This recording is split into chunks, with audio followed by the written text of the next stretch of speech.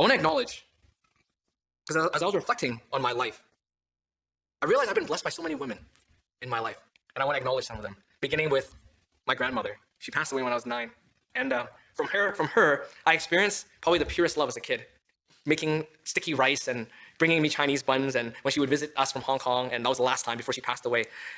At every funeral of an older woman that I've ever attended, I always remember my grandmother, Oma, my father's mother. Another person, my own mother. She sacrificed the best years of her life for me, her youth for me and my sister. She sacrificed so much, and I love her so much. I think of an auntie, her name is Florence, in the very first Chinese church my family and I attended when I was just a kid. She helped lead me to the Lord and introduced the gospel to me. I think of Miss Olson. She got remarried. Her name is Miss Scott, my ESL teacher and tutor. She gave me confidence as a Chinese kid that did not speak English when I first came here to Canada. She welcomed me into her home to tutor me even outside of school, but also welcomed me for many, many meals after our tutoring sessions. I think of Mimi, Auntie Mimi. She's been to our church before. She was the one that taught me French and then Chinese. She's still connected with me, still encouraged me to study Chinese. I think of Auntie Anita in the first church where I first started serving as a pastoral staff. She was my advocate. She supported me. She always supported me in board meetings. She was on the council board. I think of Auntie Anita. I think of Shirley Fong and Pastor Amy in Willingdon Church. They always respected me in public, even though at that time I was in my 20s. They always addressed me respectfully, and they always deferred to me so that it would enhance my ministry. These are the women. Wow, these women. They displayed this femininity, strong femininity, yet supportive femininity that I so admire. I think of our church, Auntie Jane, Auntie Pam, Pastor Loretta, supporters, prayers, encouragers in my 6.5 years of ministry at our church, always supporting me, encouraging me.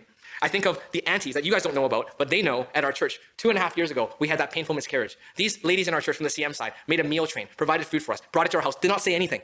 And I didn't need them to say anything, but we felt loved by them. Wow, wow, wow. And obviously, I can't miss my wife. Marrying her was the happiest day of my life, humanly speaking, because obviously Jesus is my greatest joy, but humanly speaking, you're like, yeah, like he's a pastor, he has to say it, right? Like you're thinking, but it's the happiest day of my life. She changed me. I think she changed me for good. God used her to change me for good. Makes me a better pastor, more gentle. I know I'm transitioning from our church by the end of this year.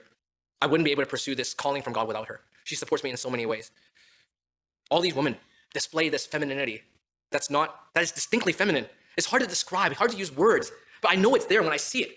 When I think back to my past, when I think about my present, sisters in the church, as you reflect on these biblical truths, and some of the reflections that I've kind of processed with you, I pray that God will lead you to live out your womanhood centered on who God says you are, your obedience to God in your various interactions with the men in your life that reflects the biblical vision of womanhood, appropriate in every one of those relationships, but fully living out the unique personality, gifts, and desires and calling that God has for you as his daughter.